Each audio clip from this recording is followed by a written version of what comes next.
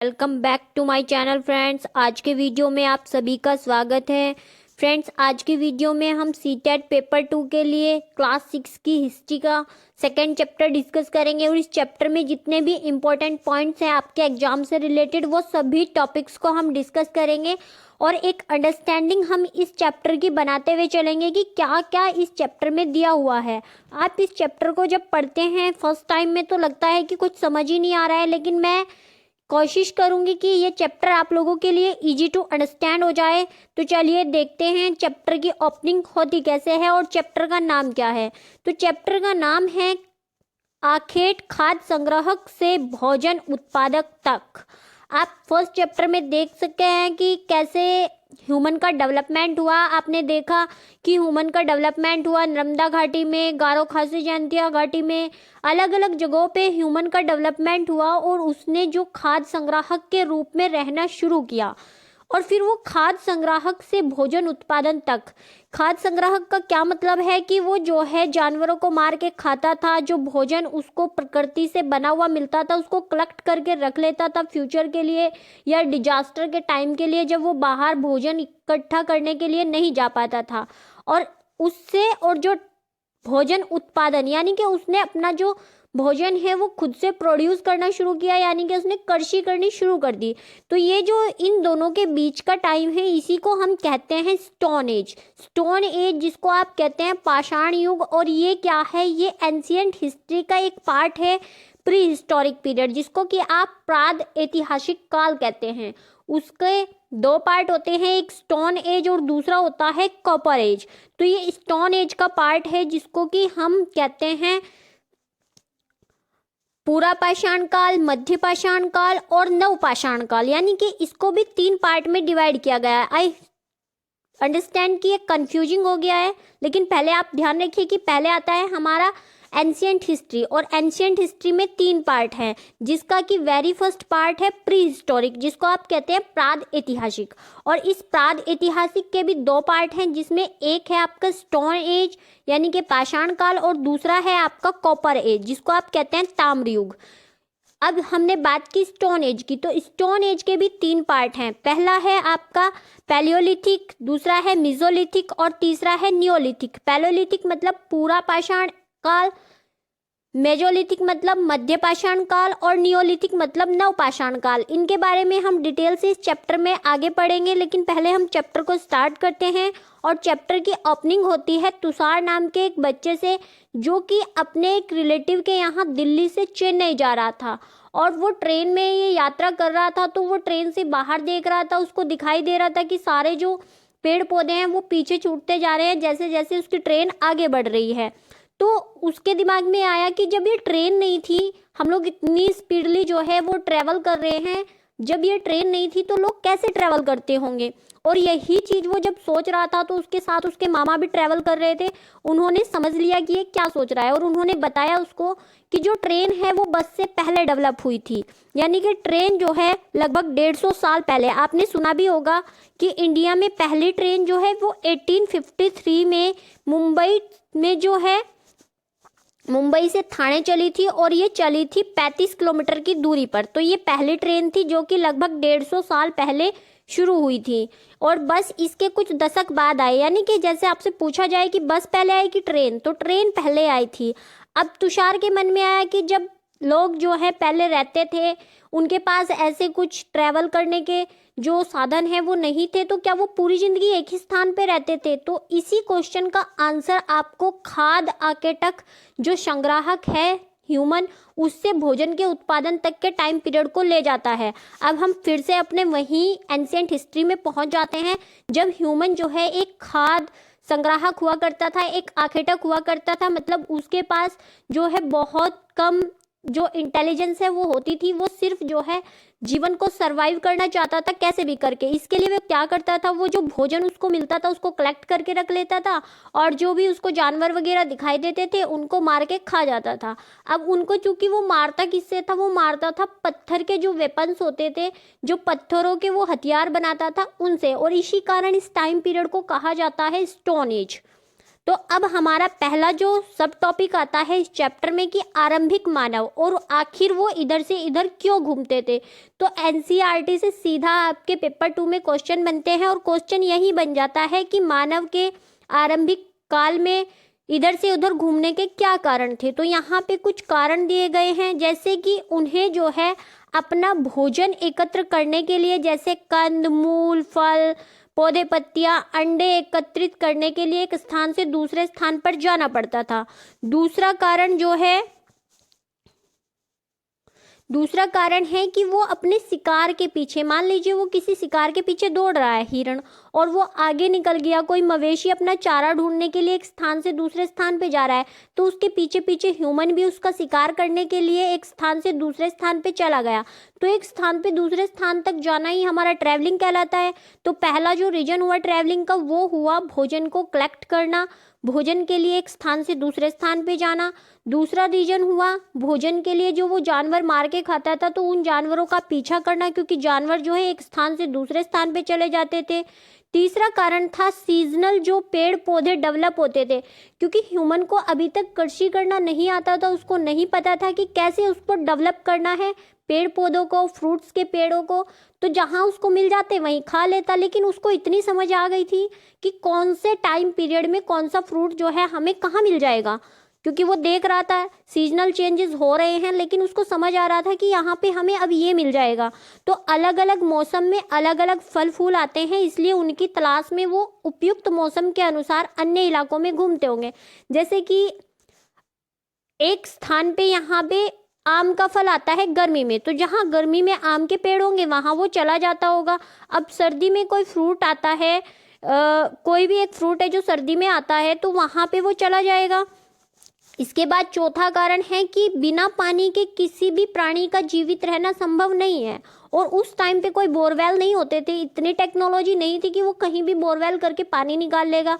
तो उसको कहाँ रहना पड़ेगा, उसको जो पानी के नेचुरल रिसोर्सेज हैं उनके पास ही रहना पड़ेगा।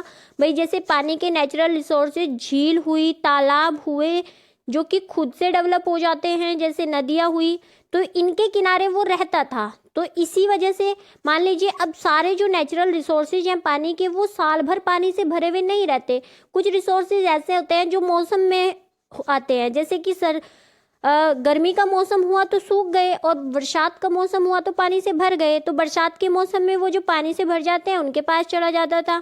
जब ये सूख गए तो जो हमारी सदानीरा नदी होती है जो 12 महीने पानी से भरी रहती है, वहाँ चला जाता था। तो क्या चौथा कारण था? पानी। हमने 4 कारण देखे, पहला भोजन की तलाश, दूसरा जानवर को मारना, तीसरा अलग अलग मौसमी जो खाना है उसके लिए, और जो चौथा कारण है वो है पानी। तो पानी के बिना संभव नहीं है, और कुछ में जो है पानी सूख जाता है। इसलिए अब क्वेश्चन आता है कि हमने ये सब पढ़ लिया कि वो एक स्थान से दूसरे स्थान पे प्राचीन काल में जाने के ये कारण थे, लेकिन अब हम इसके बारे में कैसे पता कर पाते हैं, कैसे हमें जानकारी मिलती है? तो ये बताते हैं हमें आर्कियोलॉजिस्ट। आर्कियोलॉजिस्ट कौन होते हैं? जो कि प्राचीन काल में, जब हमारी रिटन एज नहीं थी, जब तक ह्यूमन ने लिखना नहीं सीखा था, उसके पहले का जो एज था, वहाँ पे वो जो रिसोर्सेज मिले हैं, जो पुरातत्वविदों को वस्तुएं मिली हैं, उनसे पता लगा है हमें ये सब। तो क्या किया है पुरातत्वविदों ने देखा कि जो साइट्स हैं वहाँ पे उनको क्या मिला कि जो खाद आखेटक है वो क्या कर रहा है, वो पत्थरों और लकड़ों और हड्डियों के औजार बनाता था। और इनके कुछ जो अवशेष हैं, भाई लकड़ी तो जो है गल गई होगी अभी तक, उसका तो जो है पेट्रोलियम बन गया होगा, और हड्डियाँ भी जो है वो कुछ खराब हो गई होंगी, कुछ मिली हैं आज भी, लेकिन जो पत्थरों के औजार हैं वो जो है हमारे जो आर्कियोलॉजिस्ट हैं उनको मिले हैं। इसके बाद जो है इनमें से कुछ औजारों का उपयोग फल फूल काटने, हड्डियाँ मांस काटने, पेड़ों की छाल काटने, जानवरों की खाल उतारने के लिए किया जाता था। तो क्या करते थे लोग, जो उस टाइम का मानव था वो जानवरों को मार दिया, मान लियो उसने, तो उसने एक जानवर को मारा, उसकी जो खाल है उसके तो वो कपड़े बना के पहन लेगा, क्योंकि तब तक जो है रेशा कपास डेवलप नहीं हुई थी, और जो उसका मांस है उसको खा लेता है। तो अभी भी वो आपसे पूछा जा सकता है कि आरंभिक मानव जो मीट खाता था वो पका हुआ होता था, भुना हुआ होता था, या कच्चा होता था? चूंकि उसने आग की खोज अभी तक नहीं की थी, तो वो जो मीट जो खाता था वो भी कच्चा होता था। इसके बाद कुछ जो है झोपड़ियाँ और औजार बनाने के जो साधन है वो भी मिले हैं। अब ये किस किस टाइम में मिले हैं ये हम समझते जाएंगे। यहाँ पे आप देख सकते हैं कि ये एक पत्थर का औजार है जिसका काम किया जा रहा है खोदने के लिए, और ये एक औजार है जिससे कि जो जानवरों की खाल है उससे कपड़े सिले जा रहे हैं।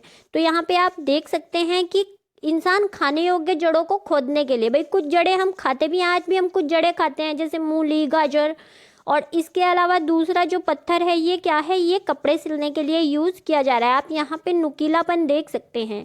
इसके बाद हम नेक्स्ट टॉपिक देखते हैं कि रहने की जगह निर्धारित करना। अब ह्यूमन है वो नेचुरल डिजास्टर से भी पीड़ित है, उसको पता भी नहीं है कि कैसे मैं अपने मकान बना सकता हूँ, बस वो खुले आसमान के नीचे घूमता रहता है। किस लिए? कि उसको कहीं से खाना मिल जाए और वो अपना लाइफ जो है वो सर्वाइव कर पाए, क्योंकि उस टाइम पे उसका जो बौद्धिक विकास है, आप कह सकते हैं इंटेलेक्चुअल डेवलपमेंट है, वो नहीं हुआ था। इन सारी चीज़ों को आप जोड़ते हुए चलेंगे, आपको लग सकता है कि ये क्या रायता फैल रहा है, लेकिन जब आप इन सभी इंसिडेंट को एक से दूसरे में कनेक्ट करोगे तो आप समझ पाओगे। क्योंकि आपसे फैक्ट जो है सीटेट पेपर 2 में बहुत कम पूछे जाते हैं, लेकिन जितने भी फैक्ट पूछे जाते हैं वो भी हम यहाँ पे डिस्कस करते हुए चलेंगे। अब रहने की जगह निर्धारित करना, तो रहने की जगह कैसे निर्धारित करता था वो? तो जहाँ पे उसको जो है फल फूल मिल जाए, यानी कि पेड़ पौधे मिल जाएं, जहाँ पे उसको ज़्यादा मात्रा में जानवर मिल जाएं, और सबसे इम्पोर्टेंट जहाँ पे उसको जो है नदियाँ और झील मिल जाए, यहाँ पे ह्यूमन रहेगा। लेकिन जब उसको ठंड लगेगी, जब विंटर अपने पीक पे होगी, तो उसको फिर रहने के लिए भी तो जगह चाहिए होगी जहाँ पे वो खुद को सेव कर सके विंटर से। तो कुछ गुफाएं भी हैं जहाँ पे जो है ह्यूमन रहता था। तो यहाँ पे कुछ आप स्थान देख सकते हैं। जब स्टोन एज में रहता था तो ये मेहरगढ़, ये कहाँ है? ये पाकिस्तान और अफगानिस्तान के बॉर्डर पे है। ये सभी जो कंट्रीज़ हैं ये हाल ही में डेवलप हुए हैं। पाकिस्तान 1947 में बना है, अफगानिस्तान इसके कुछ पहले बना है। तो ये पहले नहीं होता था, पहले हम सिर्फ साइट देख सकते हैं। ये मेहरगढ़ था, यहाँ पे बुर्ज होम, ये कॉलडीवा, भीमबेटका आप देख सकते हैं नदी के किनारे हैं, नर्मदा नदी के किनारे। और यहाँ भी कोई नदी है, कोई पहाड़ है, वहाँ पे है। इसके अलावा आप चिरान देख सकते हैं गंगा नदी के किनारे, यहाँ पे कोलकाता, ये दाउजली हेडिंग, और गोदावरी नदी के किनारे इमाम गांव आप देख सकते हैं। इमाम गांव की कहानी आपको बाद में देखने को मिलेगी। आप ये कुछ देख सकते हैं कि सभी ज़्यादातर जो हैं वो नदी के किनारे हैं, और इनमें से कुछ पूरा पाषाणिक है यानी कि पैलियोलिथिक के हैं, कुछ नवपाषाणिक नियोलिथिक के हैं, कुछ महापाषाणिक हैं, और कुछ आरंभिक गांव हैं। आरंभिक गांव अभी आपने देखा इमाम गांव, आपसे पूछा जा सकता है। कल मैंने आपसे आरंभिक नगर और आरंभिक राज्य डिस्कस किया था। आरंभिक नगर सिंधु नदी के किनारे, आरंभिक जो राज्य है वो मगध था, कहाँ पे? गंगा नदी और सोन नदी के तट पर। और इमाम गांव पहले जो गांव है वो कहाँ है? ये आप देख सकते हैं, ये है हमारा गोदावरी नदी के किनारे। इसके बाद हम भीमबेटका के बारे में देख लेते हैं, ये फैक्चुअल नॉलेज है। तो भीमबेटका में कुछ इस तरह की जो भित्ति चित्र है, भित्ति का क्या अर्थ होता है? भित्ति का अर्थ होता है दीवार, और दीवार पे बने हुए चित्र मिले हैं भीमबेटका में। अब ह्यूमन के पास तब अच्छी अच्छी ड्राइंग तो बनानी आती नहीं थी, वो क्या करता था, वो पत्थरों की हेल्प से जो गुफाएं हैं उनकी दीवारों पे ये सारी चीजें उकेर देता था। तो यहाँ पे आप देख सकते हैं ये एक ह्यूमन है, और ये कोई जानवर है जिसे आप हिरन समझ सकते हैं, हिरन जैसा ही है ये। तो ये क्या हो रहा है इसमें कि एक ह्यूमन जो है वो हिरन को पकड़ना चाह रहा है, इस तरह का कुछ चित्र दिखाया गया है। अब भीमबेटका में देख लेते हैं, ये आधुनिक मध्य प्रदेश में है, हमारा जो वर्तमान में मध्य प्रदेश जो राज्य है वहाँ पर है ये। इस पुरास्थल में गुफाएं एवं कंदराएं मिली हैं, और इन्हीं गुफाओं में लोग रहते थे, क्योंकि उन्हें क्या करना है, उन्हें बारिश से बचना है, धूप से बचना है, और हवाओं से बचना है। और जो मकान बनाना उसको आता नहीं है, अब धीरे धीरे वो मकान बनाना भी सीखेगा। इसके बाद ये गुफाएं कहाँ हैं? ये नर्मदा की घाटी के पास हैं। इसके बाद यहाँ पे क्वेश्चन किया गया है कि इन लोगों ने इन्हीं जगहों को क्यों चुना? तो आप बता देंगे कि नदी पास में है, नदी पास में है तो पेड़ पौधे उगेंगे, पेड़ पौधे उगेंगे तो ज़्यादा जानवर होंगे, और ज़्यादा जानवर होंगे तो वो अपना खाना भी वहीं से ले लेगा, पानी भी उसको वहीं से मिल जाएगी, और गुफाएं हैं तो वो जो सीजनल चेंजेस हैं उनसे भी वहाँ पे बच पाएगा। तो वहाँ पे उसके सर्वाइवल की जो जितनी भी कंडीशंस हैं वो फुलफिल हो रही थी। जिन गुफाओं में लोग रहते थे उनमें से कुछ की दीवारों पर चित्र मिले हैं, और इसके कुछ सुंदर उदाहरण कहाँ मिल सकते हैं? ये मिले हैं मध्य प्रदेश में और दक्षिणी उत्तर प्रदेश की गुफाओं में। अब ये दक्षिणी उत्तर प्रदेश कहाँ? प्रतापगढ़ के सराय नहर नामक स्थान पर मिले हैं। यहाँ पे पशुपालन भी होता था। इसके अलावा कुछ सोहन नदी घाटी, बेलन नदी घाटी, नर्मदा नदी घाटी, कुछ इस तरह के भी जो हैं साक्ष्य मिले हैं कहीं कहीं पे रहने के। ये सब मैं एडिशनल इन्फॉर्मेशन आपको दे रही हूँ, लेकिन यहाँ पे भित्ति चित्र नहीं मिले हैं। आप लोग ये मत समझिए कि यहाँ पे भित्ति चित्र मिले हैं। भित्ति चित्र का जो जिक्र है ये भीमबेटका की गुफाओं में ही हुआ है। आपसे पूछा जा सकता है कि प्राचीन काल के जो पूरा पाषाण काल के या फिर पाषाण काल के जो भित्ति चित्र हैं वो कहाँ मिले हैं, तो ये भीमबेटका में मिले हैं, जो वर्तमान मध्य प्रदेश में है। ये आप देख सकते हैं उस टाइम पीरियड की कुछ गुफाएं जो अभी तक भी अवशेषों के रूप में जो है दिखाई देती हैं। इसके बाद पुरास्थल। पुरास्थल होता क्या है, तो पुरास्थल ऐसे स्थान को कहते हैं जहाँ पे औजार, बर्तन और इमारतों जैसी वस्तुओं के अवशेष मिले हैं। ऐसी वस्तुओं का निर्माण इन लोगों ने अपने काम के लिए किया था और बाद में वे उन्हें वहीं छोड़ गए। अब ये जो पुरातत्व स्थल है, आपसे पूछा जा सकता है कि वर्तमान में पुरातत्व स्थल कहाँ कहाँ मिलते हैं, तो ये जमीन के ऊपर भी मिलते हैं, कुछ जमीन के नीचे दब गए डिजास्टर्स वगैरह के कारण, आपदाओं वगैरह के कारण, और कभी कभी समुद्र तल में। एक एग्जाम्पल मैं आपको देती हूँ, मध्य प्रदेश में जो बड़ा तालाब नाम की झील है, ऐसा मानते हैं आर्किटेक्चर्स, जो पुरातत्वविद हैं, आर्किटेक्चर नहीं, आर्कियोलॉजिस्ट, पुरातत्वविद ऐसा मानते हैं कि उसके नीचे एक नगर था, तो वो पानी में डूब गया। अब तो फिर पानी के नीचे भी मिलते हैं। इनके बारे में आपको अगले अध्यायों में बताया जाएगा। अब हम बात करते हैं आग की खोज। मैंने अभी आपको बताया कि जो ह्यूमन है, जो मीट वो खाता था अपने सर्वाइवल के लिए, वो अभी तक कच्चा ही खा रहा था, लेकिन फिर उसने आग की खोज कर ली। कोई भी खोज जो है वो प्लान्ड तरीके से हमेशा नहीं होती, कुछ खोजें जो हैं वो इंसिडेंटली भी हो जाती हैं। तो इस तरह से हमें पता है कि सारी ही चीज़ें हमारे यूनिवर्स में पहले से एग्जिस्ट करती हैं, बस हमें उनके बारे में जानकारी नहीं है। जैसे जैसे हमें उनके बारे में जानकारी होती चली गई, वैसे वैसे वो हमारे लिए न्यू न्यू इन्वेंशंस बनते चले गए। तो सबसे पहले जो आग की खोज हुई थी, ये हुई थी कुरनूल गुफाओं में। और कुरनूल की गुफाओं में हमें कैसे पता चला, क्योंकि यहाँ पे मिले हैं हमें राख के अवशेष। इसका मतलब है कि आरंभिक जो लोग हैं वो आग जलाना सीख गए थे, और इस आग का प्रयोग जो है वो डिफरेंट वर्क्स में करने लगे थे। आग का प्रयोग क्या करते थे, वो आग को प्रकाश के लिए यानी लाइट के लिए प्रयोग करते थे, फिर मांस को भूनने के लिए। अब वो जो है अपना जो मीट है उसको फ्राई करके खाने लगे थे, फिर खतरनाक जानवर जो हैं उनको दूर भगाने के लिए, और सर्दियों में जो है वो वार्मिंग लेने के लिए, यानी कि गर्माहट को लेने के लिए। अब मैंने आपको अभी जो टाइम पीरियड बताया था हिस्टोरिक इरा का, उसके बारे में देख लेते हैं। मैंने अभी आपको बताया कि जो हमारी हिस्ट्री है उसको हम इस तरह से 3 भागों में बांट लेते हैं, जिसको हम कहते हैं पूरा पाषाण काल, फिर कहते हैं हम मध्य पाषाण काल, उसके बाद नव पाषाण काल। तो जो ये पूरा पाषाण काल है इसको कहा जाता है आरंभिक काल को, और ये 2 शब्दों यानी पूरा प्राचीन और पाषाण मतलब पत्थर से मिलकर बना है। यह नाम पुरातत्व स्थलों से प्राप्त पत्थर के औजारों के महत्व को बताता है, यानी कि इस टाइम पे जो है लोग पत्थर के औजार बनाते थे, और ये 20 लाख पहले से 12,000 साल पहले, यानी पूरा पाषाण काल 20 लाख साल पहले से 12,000 साल पहले, अभी के 2,000 साल घटा दे तो लगभग 10,000 BC तक। इसके बाद हम बात करते हैं कि इस पीरियड को कितने भागों में बांटा जाता है। मैंने आपको बताया था कि ये क्या है, ये प्री हिस्टोरिक पीरियड है। हमने 3 जो टाइम पीरियड है उसमें अपनी पूरी हिस्ट्री को बांटा हुआ है, एंशिएंट, मेडिवियल और मॉडर्न हिस्ट्री। तो हमारी एंशिएंट हिस्ट्री है उसके भी 3 पार्ट हैं। पहला मैंने आपको बताया था प्री हिस्टोरिक, और दूसरा जो है प्रोटो हिस्टोरिक। उसके बाद क्या है, फिर आता है हमारा हिस्टोरिक। और जो प्री हिस्टोरिक हैं इसके 2 पार्ट्स हैं, जिसमें मैंने आपको पहला बताया था स्टोन एज, और दूसरा बताया था मैंने आपको जो है वो बताया था कॉपर एज। अब जो ये आपका पूरा पाषाण काल है प्री हिस्टोरिक, इसके भी 3 पीरियड हैं।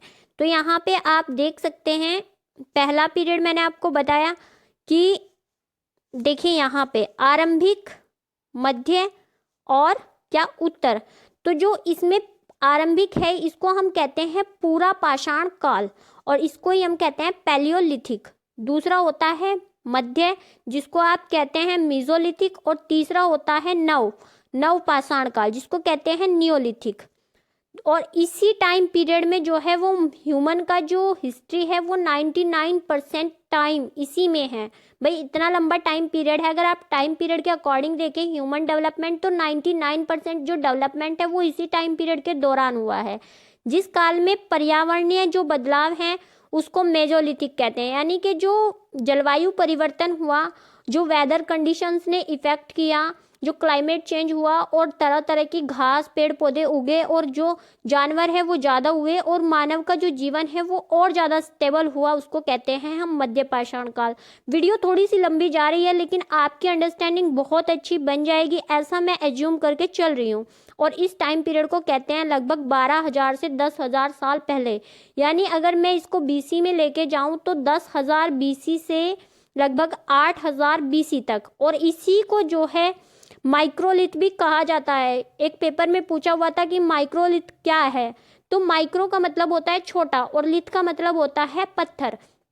तो जो छोटे पत्थर के हथियार मिले थे लघु पाषाण, इसी के कारण हम इसको कहते हैं माइक्रोलिथ। और इसमें क्या है, इसमें लकड़ियों के मुट्ठे लगे हिस्सा और आरी जैसे छोटे हथियार जो है मिलने लगे थे, जो कि हड्डियों के बनाए होते हैं। अब इसके बाद जो 8,000 बीसी यानी कि आज से 10,000 साल पहले, बीसी और एडी हम कैसे करते हैं और आज से कैसे काउंट करते हैं, ये पिछली वीडियो में मैंने बहुत अच्छे से समझाया था। तो यहाँ से नवपाषाण युग की जो है शुरुआत हो जाती है। अगले लेसन्स में हम इनके बारे में भी पढ़ेंगे।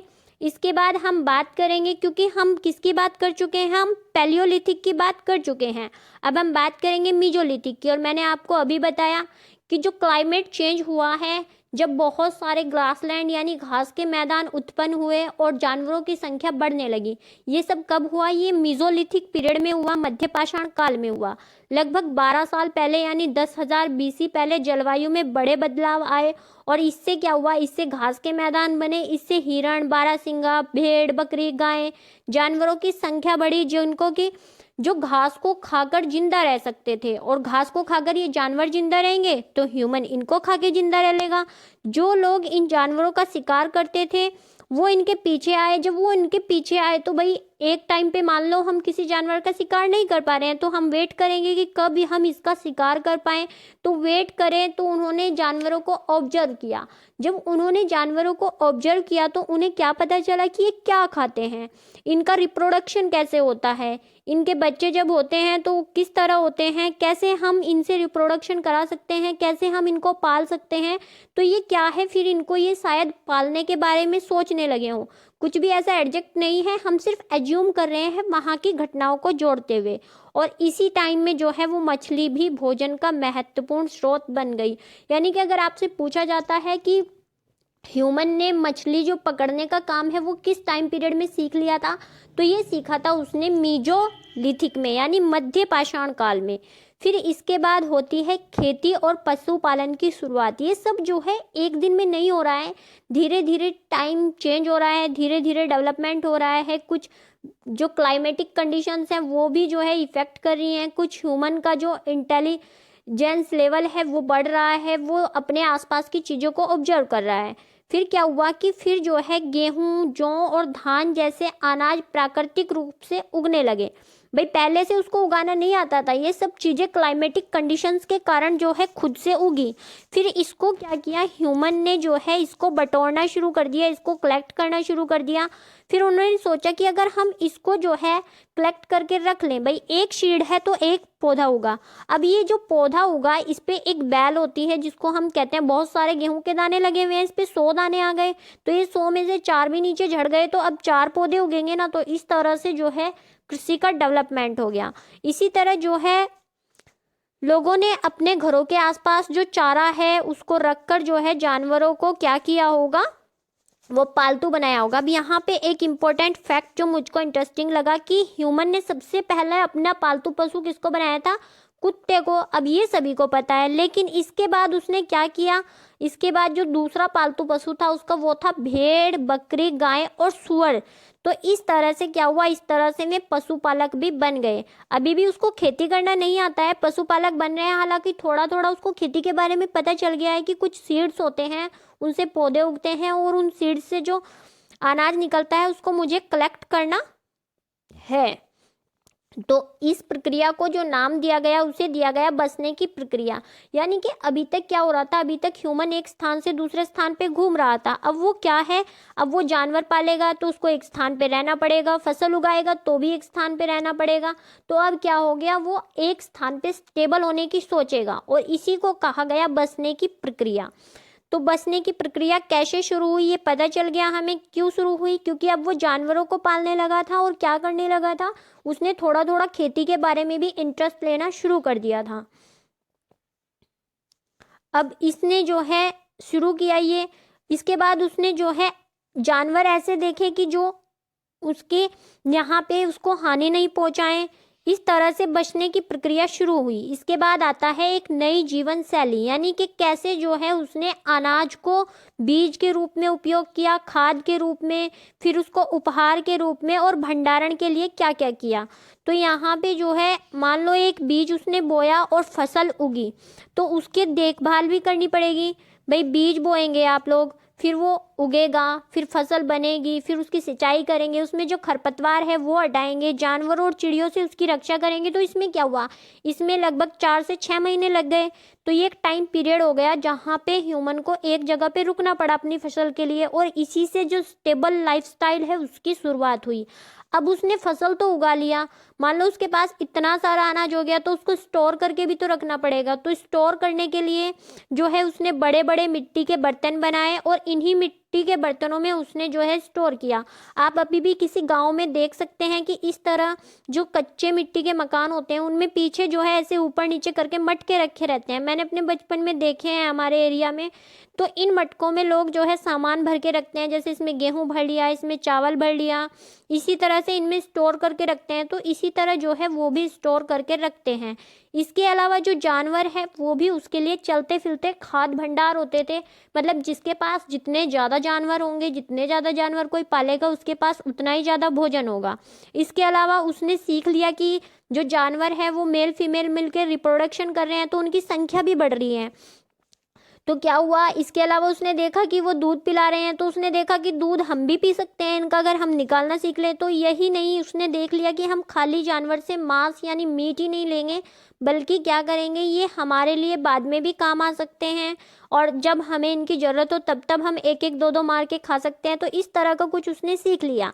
अब हम देखेंगे कि आरंभिक रूप से जो कृषक और पशुपालक हैं ये कहाँ कहाँ डेवलप हुए, यानी कि हम अब फैक्चुअल नॉलेज देखेंगे। तो यहाँ पे क्या हुआ कि ये कुछ बस्तियाँ थी जो वैज्ञानिक खुदाई में मिली, और यहाँ पे इन हड्डियों और नमूनों का अध्ययन किया गया। इनमें सबसे जो रोचक है वो जले हुए अनाज के दानों के अवशेष हैं। ऐसा हो सकता है कि ये जो है गलती से जल गए हों या फिर जानबूझकर जल गए हों। तो इस तरह से हमें पता चला कि अलग अलग जगहों पर अलग अलग तरीके से लोग रहते थे। अब उसने जो है जानवरों को पालना सीख लिया, फसल उगानी सीख ली, उसको रिस्टोर करना सीख लिया। तो अब वो एक स्टेबल जीवन जिएगा। तो जहाँ जहाँ स्टेबल जीवन के जो उदाहरण मिले हैं वहाँ देख लेते हैं। जैसे कि इसमें हमारा आता है ब्रुज होम, जहाँ पे मिले हैं गर्तावास। गर्तावास क्या होता है, मान लीजिए ये जमीन है, इस जमीन के नीचे गड्ढा खोद के जब ह्यूमन रहता है, आपने सुना होगा जमीन के नीचे जो मकान बने रहते हैं, उस तरह का कुछ था ये। पुरातत्वविदों को कुछ पुरातत्व स्थलों पर झोपड़ियों और घरों के निशान मिले हैं, जैसे कि बुर्ज होम वर्तमान कश्मीर में लोग गड्ढे के नीचे घर बनाते थे जिनको कि गर्तावास कहा जाता था। इनमें उतरने के लिए सीढ़ियाँ और ठंडे मौसम में इनमें सुरक्षा जो है मिलती होगी। इसके अलावा पुरातत्वविदों को झोपड़ियों के अंदर तथा बाहर दोनों ही स्थानों पर आग जलाने की जगह मिली है। ऐसा इसलिए होता होगा कि मौसम के अनुसार लोग जो है खाना बनाते होंगे। भाई सर्दी है तो घर के अंदर ही खाना बना लेंगे, वो क्या होगा, वो उनके घर को वार्म भी रखेगा। लेकिन गर्मी है और आप घर के अंदर खाना बनाएंगे तो गर्मी और ज़्यादा बढ़ जाएगी। तो घर के बाहर आप खाना बनाएंगे खुले में, तो उससे क्या होगा, उससे आपको गर्मी कम लगेगी। इसके बाद यहाँ पे जो है अलग अलग तरह के औजार भी मिले हैं जो कि पूरा पाषाण के, जो पत्थरों के बड़े औजार होते थे उनसे भिन्न है, और इसीलिए इनको नवपाषाण युग भी कहा जाता है, क्योंकि ये जो औजार थे ये अत्यधिक धारपूर्ण, अधिक पैना और इन पे पॉलिश भी चढ़ाई जाने लगी थी। तो आपसे पूछा जा सकता है कि जो पॉलिश है वो किस टाइम पे चढ़ाई जाने लगी थी, तो ये नवपाषाण काल में। इसके अलावा ओखली मूसल, कुछ जगह पे इसको मामजिस्ता कहा जाता है। ये आपको पता होगा कि ऐसे एक बर्तन होता है और उसमें एक मूसली होती है जिससे ठोक ठोक के चीज़ों को खोटा जाता है। यानी कि कुछ वनस्पतियों से अनाज और जो मिलता है इनको पीसने के लिए जो है प्रयोग किया जाता था। आज भी ये इस तरह का कुछ गांव में पीसा जाता है। इवन जब शादी वगैरह होती है तो तब भी इसका यूज किया जाता है हल्दी वगैरह के लिए। उसी तरह प्राचीन प्रस्तर युगीन औजारों का निर्माण प्रयोग में प्रचलित होता रहा। ये कुछ उदाहरण आप देख सकते हैं, इस तरह के पत्थर के औजार मिले हैं कुछ प्राचीन काल के। इसके बाद आप देख सकते हैं कि नवपाषाण युग यानी नियोलिथिक जो पीरियड है आपका 4000 से 2500 BC, यानी कि सिंधु सभ्यता के शुरू होने तक का टाइम जो है ये नियोलिथिक कहलाता है। यानी कि आज से जो 6000 से लगभग 4500 साल तक का समय। इनमें क्या हुआ कि इसमें जो बर्तन बनाए जाते थे इन पर अलंकरण भी किया जाता था और इनका यूज जो है क्या कर रहे थे, ये खाना बनाने के लिए भी करने लगे। इससे पहले क्या करते थे, इससे पहले चावल, गेहूं और दलहन को जो है इनको रिस्टोर करने के लिए भी करते थे। अब कपास का भी डेवलपमेंट हो गया और लोग जो है वो कपड़े भी बुनने लगे। तो इस पात्र में आप देख सकते हैं क्या क्या रख सकते हैं आप। अब ये परिवर्तन क्या एक ही जगह पे हुए होंगे? बिल्कुल नहीं, क्योंकि अलग अलग टाइम पे अलग अलग लोगों में इनलाइटमेंट हुआ होगा। भाई मिंटोस खा के जैसे कहते हैं ना दिमाग की बत्ती जली होगी, तो ऐसे अलग अलग टाइम पे अलग अलग जगहों पे जो लोग रह रहे थे उनके मन में अलग अलग आइडियाज आए होंगे। भाई आप लोग क्यूरियस हैं तो आप कहीं गए, आपने एक चीज किसी और जगह से सीख ली, एक चीज किसी और जगह से सीख ली, एक चीज किसी और जगह से सीख ली। तो इसी तरह से ह्यूमन ने भी कहीं से कोई विचार ले लिया, कहीं से कोई विचार ले लिया, और इसी तरह क्या बहुत से लोग जो है मौसम के मुताबिक अपनी जगह बदलकर जीविका चलाया करते थे। मतलब कबीलों में लोग रहते थे और एक स्थान से दूसरे स्थान पे जाते थे। आप आज भी देख सकते हैं, इवन आपने 4th 5th की जो NCERT है उसमें भी पढ़ा होगा कि लद्दाख में कुछ इस तरह के कबीले होते हैं। अब हम एक साइट जो मेहरगढ़ है, जो कि तीनों ही कालों में थी, पैलियोलिथिक में भी, मीजोलिथिक में भी और नियोलिथिक में भी, यहाँ तीनों ही टाइम पीरियड में ह्यूमन डेवलपमेंट हुआ था। तो इसके बारे में हम देख लेते हैं। ये मैंने आपको अभी मैप में भी दिखाया था कि ये पाकिस्तान और अफगानिस्तान के बॉर्डर पे एक एरिया है। ईरान जाने वाले सबसे महत्वपूर्ण रास्ते बोलन दर्रा। दर्रा क्या होता है, ऐसे जो ये वाला एरिया होता है पहाड़ियों के बीच जहाँ से लोग आ जा सकते हैं, इसको कहते हैं हम दर्रा। तो बोलन दर्रे के पास एक हरा भरा समतल स्थान है और मेहरगढ़ ही वह स्थान है जहां संभवतः सबसे पहले ह्यूमन ने क्या किया, फसलें उगाई, कृषि की, जौ तथा गेहूं उगाया और भेड़ बकरी का पालन सीखा, क्योंकि यहाँ पे बहुत सारे जानवरों की हड्डियां मिली हैं। इसके अलावा मेहरगढ़ में चाकोर तथा आयताकार घरों के अवशेष भी मिले हैं, जिनमें कि 4 या उससे ज्यादा कमरे हैं। इनमें से कुछ जो है भंडारण के काम आते होंगे। इसके बाद क्या हुआ, यहाँ पे जो डेड बॉडीज हैं उनकी जो अंत्योष्टि क्रिया, मतलब उनका जो अंतिम संस्कार किया गया है, उसकी भी कुछ अवशेष मिले हैं, जैसे कि लोगों को कब्रों में दफनाया गया था।